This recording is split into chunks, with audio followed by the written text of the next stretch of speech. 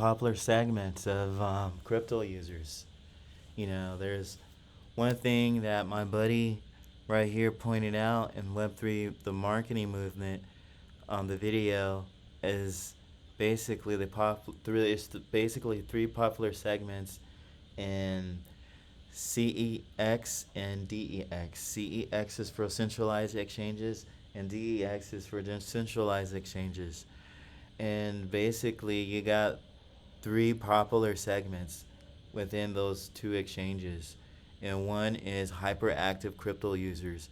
And these are what he had pointed out, people who are not afraid to basically try that new meme coin or try that new service or solution or plugin or something. They're on test nets. They're on the main nets. They probably are have a little net worth. They probably made a little money, and they're keep making more money off that. So they're hyperactive. They're always on it on 24/7. They have it on their phone. They have it on their Apple Watch. They have it on their computer. They have it on their push notifications. They're wired every day about what's going on in the news. They are on the trends. They're on the compliance. They're on that. They're on like the scams and stuff like that. So, and then the second popular segments um, are high risk traders. And these are investors that are very ambitious. And they're high risk. Like they'll buy like $1 million in a meme coin because they probably have um, a way to buy um, it as a tax entity instead of using their own cash. It's just like the same as people like you hear about Beyonce and what's his name, Jay Z, how they buy house. They don't buy house in cash. They just use the money. They bounce it off their portfolio and they get the cash like that in a basic loan, and they pay off the interest off that loan off some type of revenue they get from their other businesses or something like that. So, they're always getting these nice big houses. And some high risk traders, are sometimes, if there's no high risk, there's big reward. There's no reward if there's no high risk. Because, like, I can expect that, when basically, when my friend was telling me about Bitcoin, like, I didn't know. I thought that was a pure scam, man. Like, and it kind of was, because I remember Liberty Reserve was a digital. They were coming out all these digital things, and I didn't know what it was. You barely knew what the internet was back then. It was just something that you got on the library, got on at the school, or got on at universities. It wasn't so widely available through our phones, and the internet access through our phones now is just so widely available. So there's always, the high risk are always informed very quickly. So they know like everything that's going on. They're at the conventions, they're at the expos, they're at anything that's deals with crypto. They know about it, and they know it very well.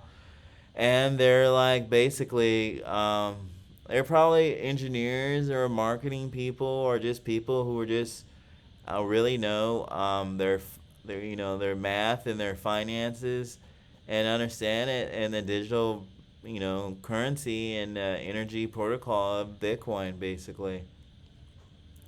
And our third one is presale. He goes over presale. Presale buyers. These are the list of active participants, investors in token generation events. These are like main nets, test nets. I always get them. I well, um, you know, test nets are our discords. If you could get on a Discord, you probably have a chief social media running that stuff and telling them what's going on through the website. That's a real good thing that people like right now. It's real hot. Is having a Discord channel. That's how you communicate your pre-sales is through your Discord channels or your or through Zeely's interactive anticipation funnels or participation loops by Zeely, made by Zeely. If you could get those participation loops, you could get free tokens. You probably, and then this tokens turn into cash. Bring in that cash. Some people, that's all they do all day is just do on testnet. If you have a little money, you could, spend it on these exchanges, and these new exchanges pop up because the technology is there now. The technology is there, so you're really real easy to get into Bitcoin now because the technology is just on GitHub. Or you could go and make your meme coin so easily now. It's not that hard. It's just now is who's gonna back you? Are you gonna use it? You're gonna put it in production? Is it gonna be in a? You have to build up your own ecosystem. It's okay to build your own meme coin, but you have to market it. It's kind of like UFC. It's okay to be a good fighter and stuff, but if you don't market yourself, you notice in the UFC the best fighters are not, the most popular or don't get the paid the most popular. Usually the best fighters are don't get paid anything, but the worst fighters are the best actors towards the camera. They're the ones who look at Connor. Look at Connor. Connor was he was a hooligan. He played the camera though. He played the camera, and he really didn't make a ruckus, but he just played the camera very well. And basically was, he marketed himself, and that's what you have to do with your own coin, your own token. You have to market yourself. You can't just put it out there because then no one will use it because there's an adoption curve. All of this has a big adoption curve, and if you don't, have an adoption list to even onboard with the basic coins, you're just straight out lost. There's tons of people out there still not on the central exchanges. If you're not even on the central exchanges, the central exchanges are the dummy proof ones. They're the one who hold all everything for you, basically like Morgan Stanley and Dean Winter and all the big conglomerate stock companies. That's the same as Coinbase.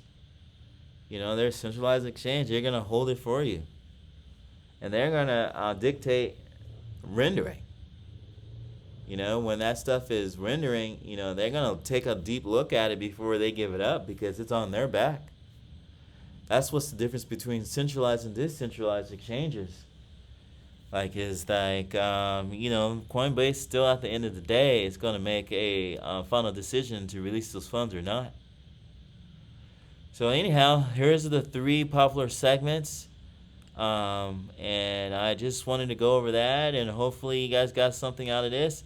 And basically just wanted to go over the popular segments for Bitcoin and customer base. You got the hyperactive crypto users, the high-risk traders, and the presale buyers, as in testnets. These are the 3 popular segments that you should know. Alright, if you didn't like this video, put a thumbs down and tell me in the comments. Alright, see you in the next video. Buon appetito.